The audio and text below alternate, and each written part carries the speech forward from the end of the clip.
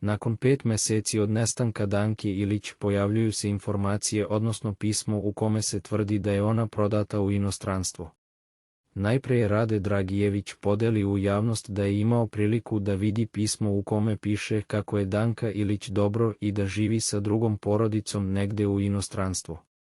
To pismo ponovo je podelilo čitavu javnost o tome šta se dešava sa Dankom Ilić nakon ovoliko meseci i ko zapravo skriva istinu od svih i u kom interesu se to radi. Roditelji Danke Ilić za sada se ne oglašavaju i ćute o ovom pismu, iako bi trebali da apeluju da se potvrdi tačnost svega što u njemu piše. Međutim, majka Danke Ilić uporno govori da su laži i da je jedini krivci za Danku Ilić dvojica radnika vodovoda Srđan Janković i Dejan Dragijević. Pitanje je zašto niko ne proverava informacije koje dolaze sa svih strana i ko štiti i ne želi da se dozna istina o tome kako i kada je Danka Ilić nestala tog kobnog 26. marta.